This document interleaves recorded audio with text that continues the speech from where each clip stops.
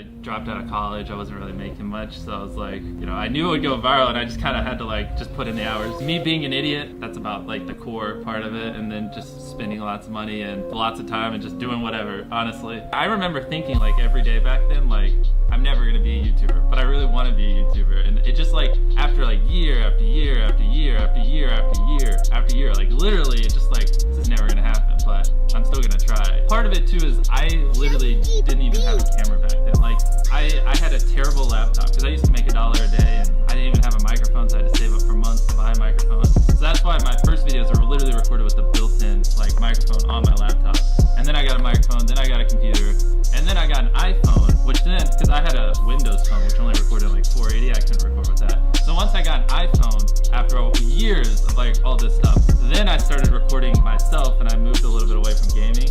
And then I was able to buy a camera. I tell people all the time, start a channel, they're like, I can't afford it. And they have like, literally like the new iPhone. People used to always complain about the quality, and I was just like, okay, well, I can't do anything. I need my next paycheck to buy something. My mindset, if you want to know how I always thought, I just always saw it as, I just reinvest everything I make. Like literally up till a few months ago, every time I got a paycheck, that was just like the month's budget. I saved up $1 a day to buy a microphone. When I made a few $1,000s, I just spent a few $1,000s. When I made $10,000, I just spent 10. As I made more money, I was just like, all right, well now I want to spend it on videos somehow. That was just my mindset. My first ever brand deal, they offered me $5,000, and I said double it, and I'll go give it to a homeless person. And then they thought I was lying, and then they gave it to me, and I just walked outside and gave it away. I like helping people. I've always like, even when I, you know, didn't have much money, if I had money in my wallet, I'd just give it away to like homeless people and stuff, which sounds fake. I don't know how to prove it to people, but I will say my overarching goal in life is to make a lot of money, and then before I die, give it away. It's what I want to do. I really do like helping people. Like I don't have a mansion or a nice car or anything like that. I'd rather spend it doing things like that. Like I said, it's fun. Like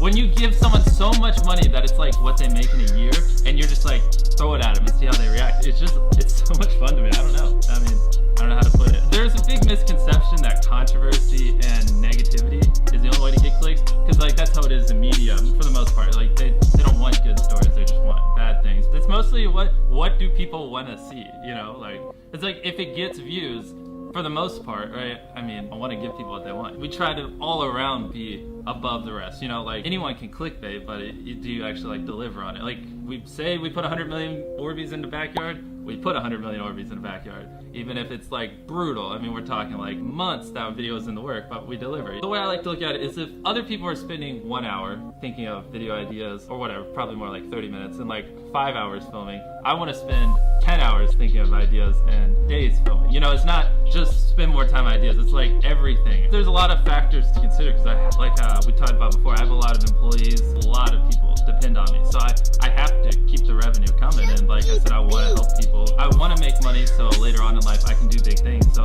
like a lot of that is correlated with views. There's so many misconceptions that we have to dive into, because people think just because you go for views means you can't have fun, but you can pull views and you can have fun, which is what we purposely try to do. I didn't even make money the first 2 years. I just love being a YouTuber, because like back then I was not passionate about hardly like anything. It was just like I enjoyed it, and it's just what I wanted more than anything. Like even if I had 10,000 subscribers to this day, I'd still be making videos. I feel like motivation isn't like, you can be motivated by more than one thing. I'm motivated because I want to support my mom and my family. I'm motivated because I want to employ my friends and help them. I'm motivated because I want to help other people. I'm motivated because I want to be a YouTuber.